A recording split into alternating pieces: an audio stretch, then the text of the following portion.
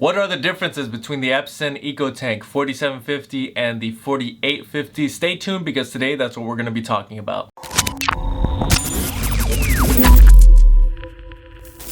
Hey YouTube, what is going on? Brandon here with another printer video. And today I wanted to talk to you about the differences between the Epson EcoTank 4750 and the Epson EcoTank 4850. Much like the Apple products, where you're moving on an annual basis to something that is better, I wanted to see with the Epson EcoTanks, specifically with the 4750 and the 4850, are you upgrading by moving from the 4750, which of course is the older model from 2016, 2017, to the 4850, which is the 2021 model? What are the differences? What is the upgrade? Is it worth trading up like you would with an Apple product or some other product where you're going from the older model to the newer model?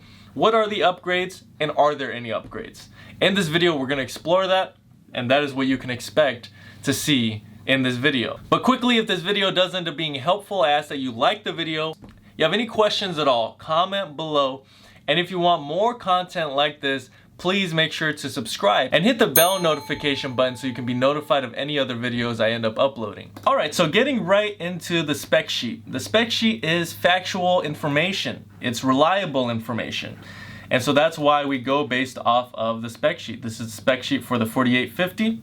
We're comparing it to the spec sheet for the 4750. We're going to zoom in here and we're going to take a look at the first category, which is the print category.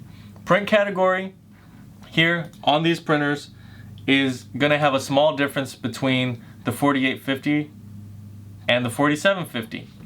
Everything is going to be the same. Printer technology, language, even the printer resolution is going to be the same. The difference you're going to spot here is actually going to be under the print speed. With the 4750, which is what we're looking at now, you're getting a print speed of 15 pages per minute black and 8 pages per minute color. When you come over to the Epson EcoTank 4850, you have half a page faster. So you have 15.5 pages per minute black, 8.5 pages per minute color. That is our first difference. You go down the line here, everything else is the same. You've got the same mobile and voice activated printing, same copying specs. Your scanning bed is going to have another difference. This is your next difference. We're on the 4750 page. Your scan bed size is 11.7 by 11.7 max.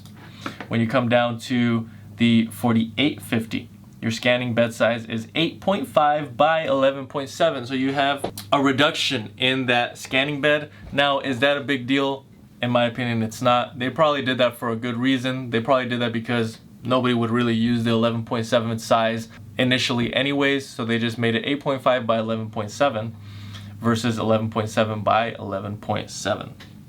Alright, so everything else again here with automatic document feeder, your connectivity, your paper handling is going to be the next difference.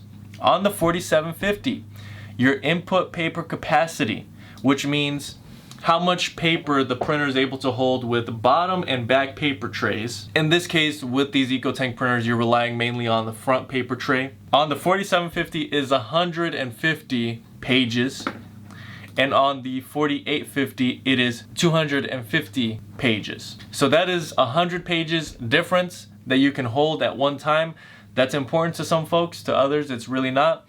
I would prefer it to have more paper capacity, that way you don't have to keep reloading. So I would say that is a significant upgrade right there. Your general duty cycle is the same on both printers.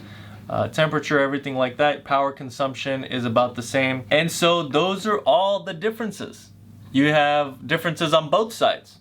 4750 has a different spec when it comes to the scanning bed.